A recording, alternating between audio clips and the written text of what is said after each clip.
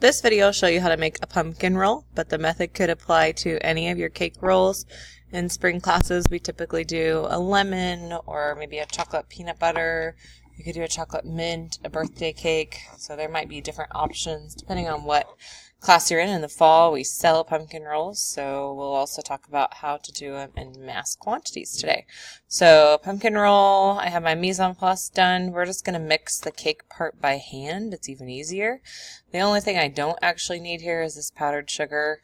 We switched to parchment paper, and for some reason I just still measured it out. So you need egg, sugar, I've got my dry ingredients here, my seasoned flour, and then I of course have pumpkin. And then I line my pan. I need a jelly roll pan. This is a 10 by 15 jelly roll pan. I took a parchment paper and tore it, and then I'm going to fit the sides. I want overhang on every side except for one short end. So this one short end, and then I'm going to take my finger and just press it in to crease it so that the batter will go all the way to the edges. And then I sprayed it generously. The batter does, of course, have some weight to it, so it will press down these very far edges, but do make sure you go ahead and crease those. I've got my wet ingredients, I've got my dry ingredients. I add my pumpkin to my wet ingredients. I add my dry ingredients to my wet ingredients. And then I'm just showing here that for our pumpkin, when we're doing it in large quantities, each batch will weigh about 614 grams.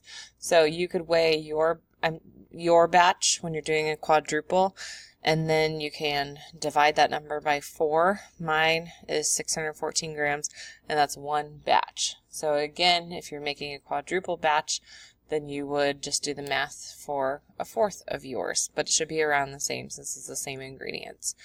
So there you go. That's the reason for that. And then I pour that batter in, and you want to make sure you spread it to all the edges, and then I tap my whole pan against my countertop a couple of times to make sure it's even. You don't want it to be wavy, uneven.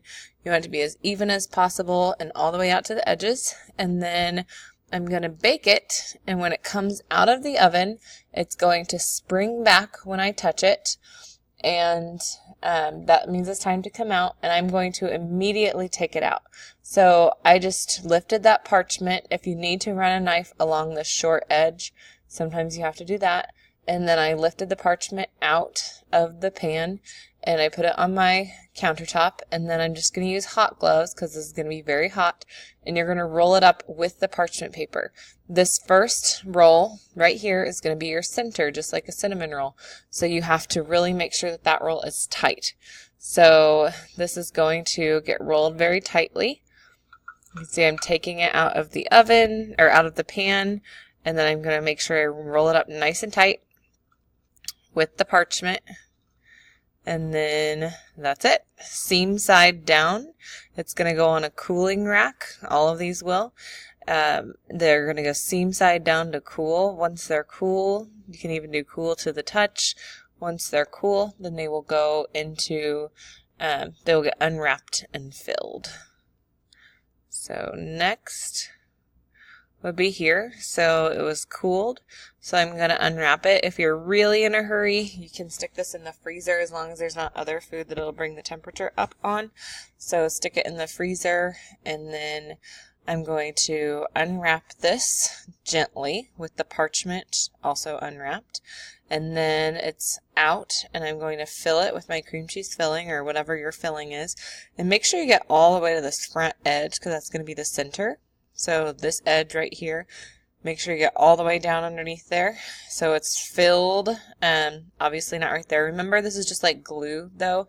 So if I put it all the way out to the edges, it's just going to spray out the edges. So I don't want that to happen. So instead, I'm going to do it almost to the edges, and then make sure it's in that middle part, like I said, and not quite down to this edge either. And then without the parchment paper, I'm going to roll it back up in the same direction it was rolled earlier. So start here, rolling to there, and then I'm just going to transfer this whole log over to this plastic wrap and wrap it up, and that's my final product. So that can go in the freezer, and it can be in the freezer for a month, 6 weeks, and then you can thaw it out and serve it.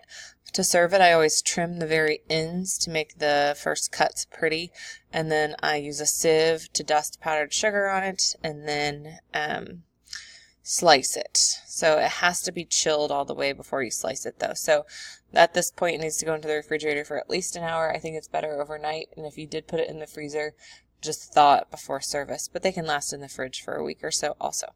So there's our pumpkin roll.